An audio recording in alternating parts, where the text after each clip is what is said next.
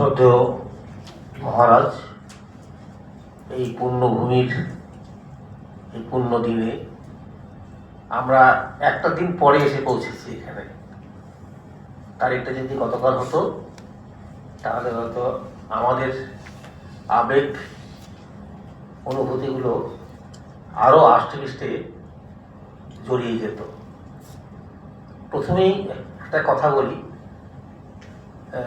ব্রজবাবুর কথা এবং পল্লববাবুর কথাটা পরে আসছি। আমার কিন্তু চেয়ারে বসে থাকতে ভালো লাগছে না, কারণ আমার উপরে মিশন মাধ্যমিকের যে মূল কারিগর তারা সবাই সামনে বসে আছেন। বিশেষ করে আমার অত্যন্ত শ্রদ্ধেয় প্রশান্ত দা, দেবাশিস দা এবং অরুণ দিদি, এবং আমার যারা অনুযোগ, যেমন তুহিন আছে দক্ষিণ দিনাজপুর থেকে, ঝন্টু হালদার আছে দক্ষিণ দিনাজপুর থেকে, নূপুর ম্যাডাম এসছেন উত্তর 24 পরগনা থেকে। এবং আজকে সত্যি খুব গর্বের বিষয়, আমি গতকাল উত্তরবঙ্গ থেকে এসেছি, আমার এসির টিকিট ছিল না, আমি টিকিটটা করতে পারিনি। যখন শুনলাম আমার দুই প্রাক্তন ছাত্র আমার সঙ্গে আসবে, ওরা নাছরবান্ধা, রূপা এবং প্রেমা, তো ওরা নাছরবান্ধা, স্যার আপনার সঙ্গে যাবো, আমরা ওই জায়গাটায় গিয়ে আমরা জাস্ট ওইখানে থাকতে চাই, না করি কি করে।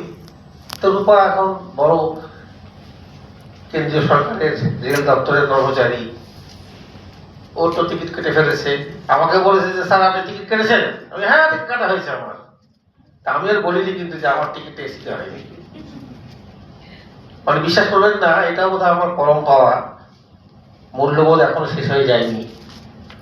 রূপা এবং প্রেমা দুজনে মিলে আমাকে কালকে চ্যাং দোড়া করে এসিতে তুলেছে, টিটির সঙ্গে কথা বলে এক্সট্রা টাকা দিয়ে ওরা আমাকে এই কঠিন গরম, আপনাদের কলকাতা তো এখন খুব শান্ত, খুব সুন্দর জায়গা, একেবারে পাহাড়ের পরিবেশ।